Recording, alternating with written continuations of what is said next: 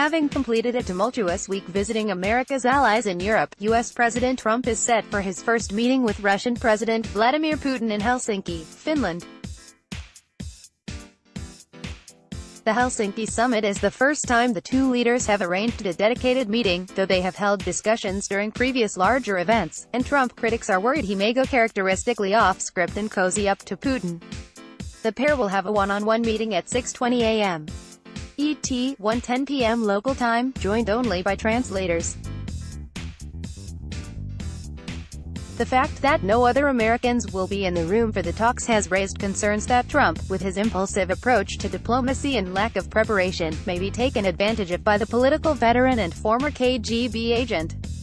Michael McFaul, the former U.S. ambassador to Russia from 2012 to 2014 under President Barack Obama, told Newsweek he is concerned about the coming meeting. Trump is obsessed with getting along with Putin, he argued. I fear, therefore, that he will give Putin concessions that do not serve U.S. interests. McFaul added, I fear Trump might agree to something in the one-on-one that we will later regret. This session will last around 90 minutes, after which the two leaders will be joined by other representatives for a working lunch. Putin and Trump will then make a joint press conference at 9:50 a.m. ET, 4:50 p.m. local time. Trump and Melania will head back to Washington, D.C., at 11:55 a.m.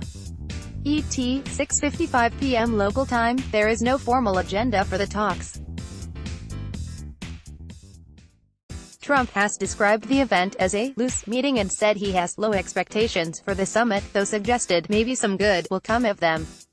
During press conferences last week, Trump repeatedly declared that Putin is not my enemy, and spoke of his desire to improve his relationship with the dictator.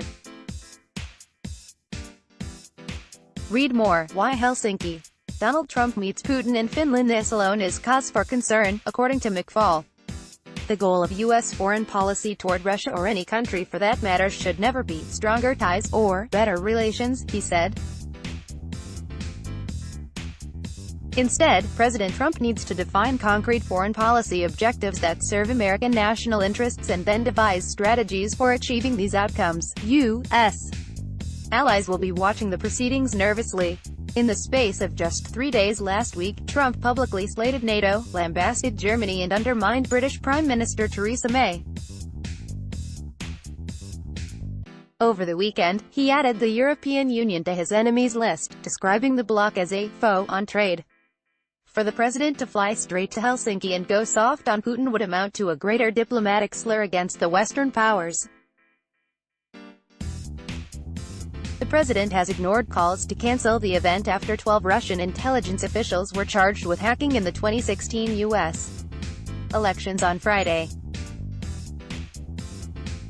The Russian agents are accused of launching cyberattacks on email accounts belonging to Hillary Clinton campaign staff and hacking into computers belonging to the Democratic National Committee. Trump has said he intends to ask Putin about the charges, but thus far has seemed generally dismissive of allegations of Russian meddling in the election. Other topics for discussion will likely include Syria, where President Bashar al-Assad's forces continue to consolidate control of the war-torn country. With ISIS weakened and confined largely to the desert border region between Syria and Iraq, Trump has signaled his desire to get U.S. troops out of the country.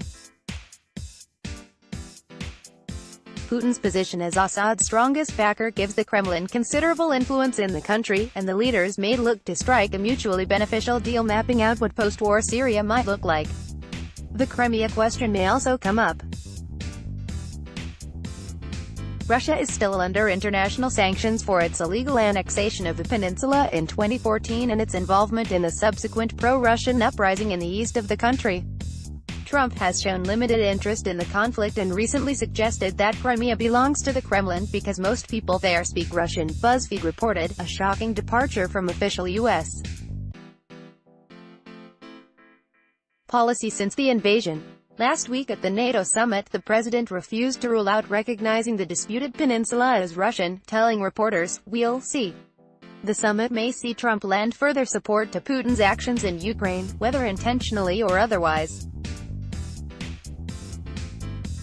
The United States has a national security interest in deterring further Russian military aggression against its neighbors, McFaul told Newsweek.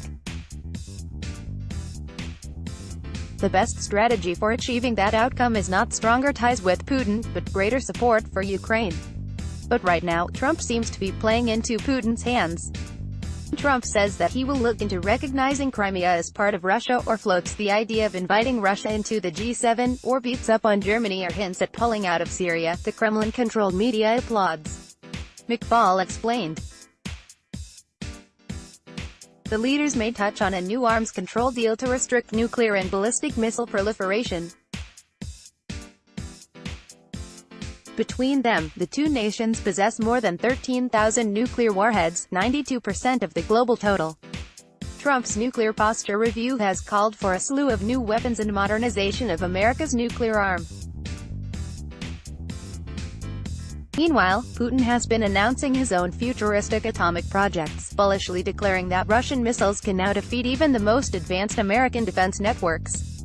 The last anti-proliferation treaty signed was the New START agreement in 2010, which limited each side to 1,550 strategic warheads deployed on 700 delivery systems. The fallout over Ukraine froze any further arms control cooperation.